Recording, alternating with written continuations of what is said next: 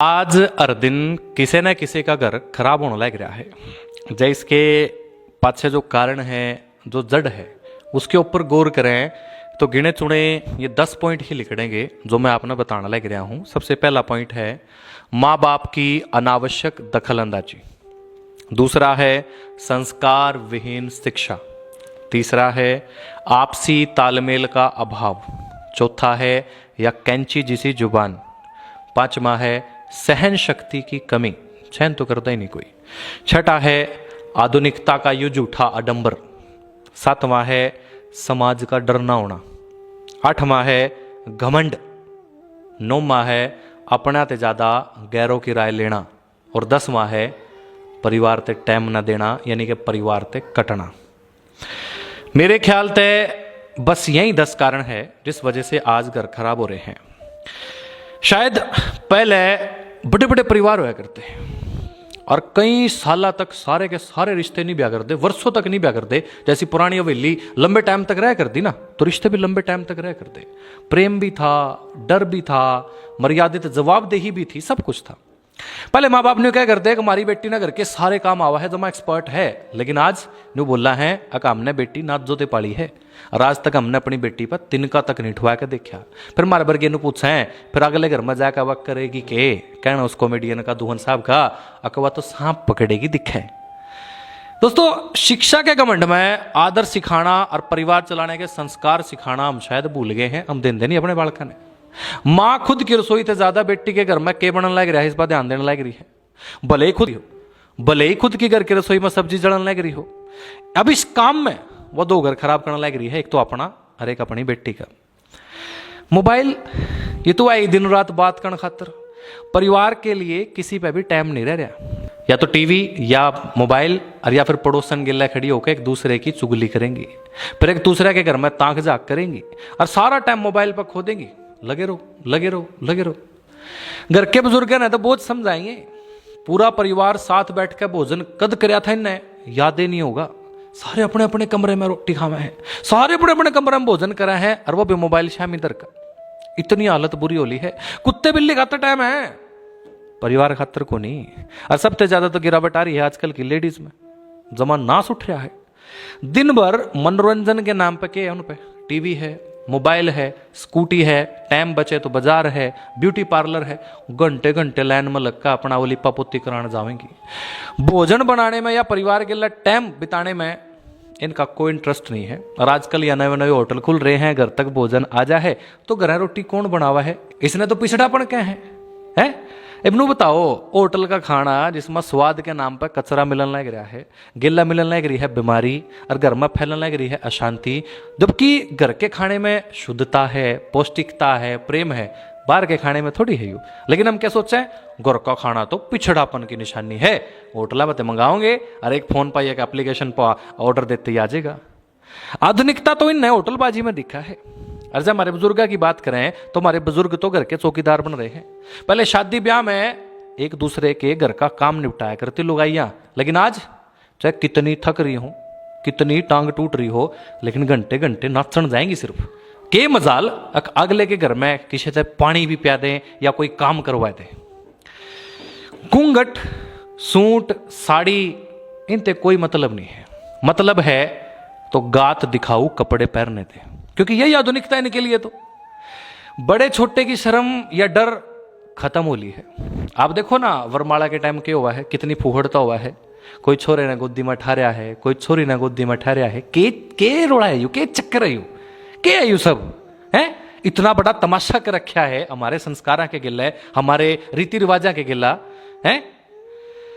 अच्छी बात लगे मैंने जब माँ बाप ये कहा है कि हम अपनी बेटी ने शिक्षा दे रहे हैं, लेकिन शिक्षा देते वक्त सोच के रखा है। वहां सोचने की बात तो यह है, वह नहीं सोच दे अक घर परिवार ने बसान की शिक्षा बच्चा दे दे ना, वह अपनी सोरियां तो बेरा क्या शिक्षा देंगे। अक तलाक तुलुक हो गया तो कम से कम अपने पैरों पर तो खड़ी हो जाएगी, कोई ना कोई काम धंधा शुरू कर लेगी, कोई नौकरी कर लेगी। जागले ने छोड़ दी तो कम से कम अपना काम तो चला लेगी, कमा खा लेगी। ये सोचने का विषय यह है, ऐसी अनिष्ट सोच और ऐसी आशंका जो पहले से दिमाग में हो तो रिजल्ट तो वही ले आवेगी ना जो दिमाग में चल रहा है।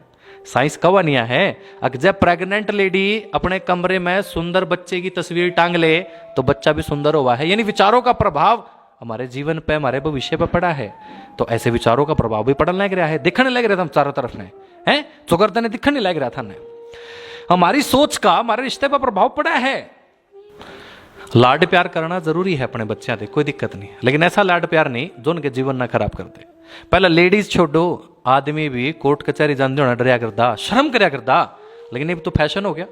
जितने भी यहाँ तथाकथित पढ़े लोग या लुगाइयां हैं, तलाक नामा तो जेब में लेकर घूमा है। ये टीवी सिखावा है ना, अगर छोटा हाथ झगड़ा हो तलाक की धमकी दे दो, तलाक तो जमा आसान है और कोई दिक्कत नहीं है, बोले हमने नहीं रहना इकट्ठा। समाज के लोग की राय रुई नहीं मानते हैं, और माँ बाप ने तो रखा अपने जूते पे। और जब मैं ये सारी बात गलत कह रहा हूं तो एक काम करके देख लो, अपने बालका ने उनकी इच्छा के विरुद्ध ब्याह का देख लो, उनका रिश्ता करके देख लो, आपकी आंख खुल जाएगी। इस मामले में समाज के करेगा, सरपंच के करेगा, सिवाय बोल के अपनी बेइज्जती कराने के कुछ भी नहीं कर सकता। और सबसे खतरनाक तो है या औरत की कैंची जैसी जुबान। कितना अच्छा उसका है अकलुगाई चुप रह करके स्थिति न संभाल ले, लेकिन जब चुप रहेगी तो कमजोर नहीं समझी जाएगी। हैं आखिर शिक्षित जो है, हम किसी से कम नहीं है, यह सोच विरासत में लेकर ही है। वह झुक गई तो माँ बाप की बेइज्जती नहीं हो जाएगी, चुप रहेगी तो माँ बाप की बेइज्जती नहीं हो जाएगी। के इतिहास गवाह है, द्रौपदी के वो दो शब्द के क्या था, एक अंधे का पुत्र भी अंधा है, महाभारत करवा दी थी। काश चुप रंदी, काश चुप रंदी, इतनी बड़ी महाभारत नहीं हुई थी। अजी आपने बेरे तो है, अगर गोली ते बड़ा गाँव बोली का हुआ है, बोलने का तो गाँव पड़ता है नहीं। दोस्तों आज समाज या सरकार व सभी चैनल केवल महिलाओं के हित की बात कर रहे हैं। पुरुष तो जैसे अत्याचारी हैं, नरबख्शी हैं, लेकिन जब बात अपने बेटे की आए, हमारा बेटा तो अच्छा है लेकिन वो भी तो पुरुष है, हमारा पति तो अच्छा है वो भी तो पुरुष ही है, वो भी तो पुरुष ही है जो बेचारा खुद सुबह से शाम तक दिहाड़ी करके अपने घर के बच्चे ना पाला है, अपनी बहू की सारी ख्वाहिशें पूरी करा है, बेचारा खुद पाटे लितरा में पाटे कपड़े में रह है, लेकिन घराली खातर पाटे नहीं लिया, सुतरे सुतरे कपड़े लियावा है, बच्चा खातर सुतरे सुतरे सौदे लियावा है, और बच्चा ने महंगी शिक्षा देने की कोशिश करा है। पहले मैं मानू हूं, पहले नारी अबला थी, माँ बाप से मिलन में दिक्कत आया करती, बड़े बड़े परिवार थे, जिम्मेदारियां ज्यादा थी, काम का बोझ था। लेकिन आज क्या है, आजादी ही आजादी, और फिर भी और आजादी मांगा। यहाँ एंटरटेनमेंट करना हो फोन है, टीवी है, कपड़े धोने हो वॉशिंग मशीन है, मसाला पीसना हो मिक्सी है, रेडीमेड 10 किलो 15 किलो 20 किलो की कट्टी आटे की आ जाए है, पानी लाना नहीं पानी की मोटर है, पैसे हैं, नौकर है, चाकर है, घूमन खातर स्कूटी है, कार है, फिर भी आजादी चाहिए ना। कौन सी आजादी की बात कर रहे हैं?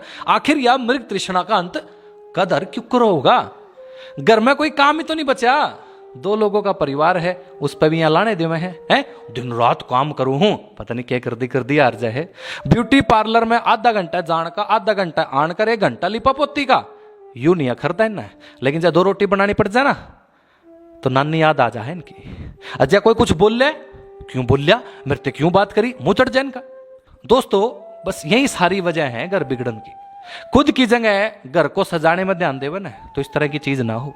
टाइम हो गया भी टाइम नहीं है, परिवार के लिए तो जमा ही नहीं है। ऐसे में परिवार नहीं टूटेंगे तो क्या होगा? पहले की हवेलियां सैकड़ों वर्षों तक जिंदा रहती थी, रिश्ते भी सैकड़ों वर्षों तक जिंदा रहते थे। लेकिन आज बिरला सीमेंट वाले मजबूत घर कुछ ही दिनों में धराशायी हो जाए हैं, रिश्ते कुछ 1 महीने में। इसका कारण क्या है? घरों को बनाने में भ्रष्टाचार लगा है और रिश्तों में गलत संस्कार। खैर हमने तो आधा जीवन जी लिया है, सोचने वाली बात यह है यू सौदा अगली पीढ़ी के लिए बढ़ता ही जाओगा। मैं तो बस नहीं पूछू हूं, अक सुकून वाला घर चाहिए, अक दिखावे की आजादी। हम कई बार कवा नहीं है, जब कई दिना मैं बाहर तक आवा है अक यार पूरी दुनिया में किते भी भटक लो, सुकून तो अपने घर में आवा है। वो अपने घर में इस बिल्डिंग में नहीं आंदा है, परिवार वालों के साथ आवा है, कंफर्टेबल माहौल की वजह से आवा है, और भी बहुत सारे कारण हैं। मैं जानू हूं मेरी बात हो सकता है कई ना बुरी लगे, विशेषकर लेडीज ने, लेकिन सच तो यू ही है। समाज ना छोड़ दो तो मैं अपने अगड़ पड़ोस में देख लो, सब कुछ साफ साफ दिख जाएगा। और जब इब भी नहीं दिख रहा हो, जब इब भी नहीं दिख रहा हो तो थोड़ी सी बाट देख लो, क्योंकि सास भी कभी बहू थी। थोड़ी सी बाट देख लो, आगे आगे आ जाएगा, और कितना नाश होगा आप अंदाजा भी नहीं ला सकते हो। मना क्या मारे वर्ग्य ने क्या जैसा सोचोगे उतना ही सुख दुख थारे खाते में अंदर रहेगा। बस तकलीफ इस बात की है, अगर हमारी गलती हमारे बच्चे ने भारी नहीं पड़ जाए। जब हमारे संस्कार दूषित हो गए ना और हमने अपने बच्चों को दूषित संस्कार दे दिए तो उनके घर जाड़न में टेम नहीं लगने का। एक बात बताओ, लोग नो क्या है शराब का नशा मजा देवा है, लेकिन मैंने कहूं उतरा भी तो है। और जब उतर जा है फिर हमने पता लगा है हमने के खोए हैं, पीछा भी खोए हैं, परिवार भी खोए हैं और गात भी खोए हैं, है कि नहीं। और दोस्तों देखो ना, सोचने की बात तो यह है इतने सारे नाश होने लग रहे हैं शराब की वजह से, फिर भी शराब का चलन बढ़ने लग रहा है। यही प्रमाण है थारी आधुनिक शिक्षा का, इस तथाकथित आधुनिक शिक्षा का। राय भी टेम है, अपने अपने घर में देख लियो, नहीं तो यहाँ हंसी चुटकले भेजते रह जाएंगे हम लोग व्हाट्सएप पर। कोई भी समाज सेवक कुछ नहीं कर सकता है सिवाय उपदेश देने के। अपना घर तो अपने आप ही ठीक करना पड़ेगा। दोस्तों आपकी हर समस्या का निदान आप हैं, आपकी जिंदगी के बारे में आप ही सबसे अच्छे से जानते हैं, तो हर समस्या का निदान आप ही कर सकते हैं सोच के जरिए। रिश्ते झुकने पर ही टिका है, तड़ने पर टूट जाए हैं। इस खूबी को निरक्षर बुजुर्ग जानिया करते, लेकिन आज का मूर्ख शिक्षित इन्हें नहीं बेरा है। काश ये लोग भी जान पाते अक झुके पेड़ पे फल ज्यादा लाग रहे हैं, और झुकने से ही रिश्ते बचा कर रहे हैं। घमंड करने से, तने रहने से बांस की डाल टूटा करा है सोता। राम राम सारे ने।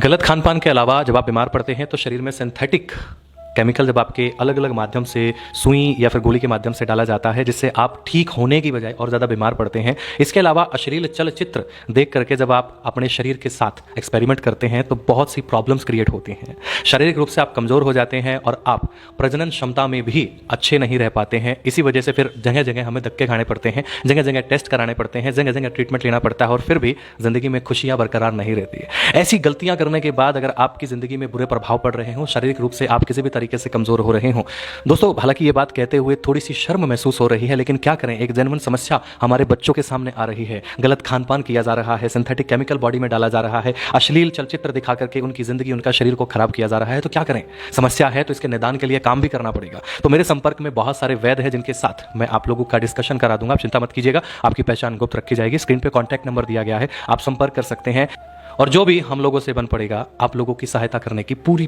कोशिश करेंगे। राम राम।